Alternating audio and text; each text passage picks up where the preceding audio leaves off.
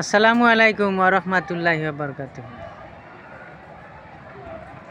আমার কলিজার টুকরা বন্ধু সকল ও আমার কলিজার টুকরা মা বোনেরা, আমি বিশেষ করে আমাদের মা বোনদের জন্য আমি দুই একটা কথা কইতে চাই। তো মাইন্ড করবেন না, যদি কথাটা বোঝেন কামে লাগবে, কিন্তু না বুঝে হয়তো মাইন্ড করবেন না। কথাটা এরকমই কথা। দেখেন, আমি আপনি যত আমরা পৃথিবীতে মানুষ আসি, দেখেন আমার সবারই আমাদের মা আছে, বোন আছে, বউ আছে, বেটি আছে, সবারই আছে, মানে মেয়ে মানুষ আছে। কারণ মেয়ে মানুষ তো থাকাই লাগবো, মেয়ে মানুষের গর্বের থেকেই আমরা দুনিয়ায় আইছি, সেই জন্য মেয়ে মানুষ থাকাই লাগবে। কথাটাই এমনও কথা, দেখেন কোনো জায়গায় আমি এখন পর্যন্ত শুনি নাই যে কোনো মহিলা মানুষে কইছে যে আমার শ্বশুরটা ভালো না, আমার শাশুড়ি ভালো।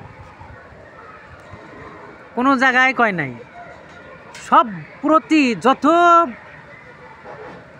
যত বউ আছে, বিশেষ করে বেটার বউগুলা, তাদের কাছে হরিটা পছন্দের না, মানে হরির হাতে বনে না। আর যত শাশুড়ি আছে, প্রত্যেকটা শাশুড়ির কাছে তার বেটার বউগুলা ভালো না, কথা শোনে না। আবার দেখবেন শাশুড়িয়ে কইতেছে বেটার বউ কথা শোনে না, ভালো না। আবার বেটার বউয়ে কইতেছে শাশুড়ি ভালো না। কিন্তু কোনো বেটার বউয়ে বলে না যে আমার শ্বশুর খারাপ, শ্বশুর ভালো না। তো এখন দেখেন, আপনারা তো মায়ের জাত,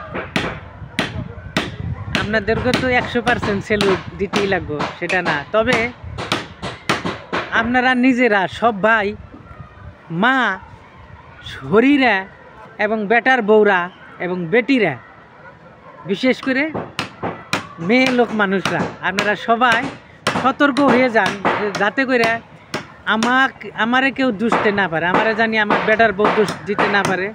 আর বেটার বউ সতর্ক হয়ে যান যে আমারে জানি আমার শাশুড়ি দোষ দিতে না পারে।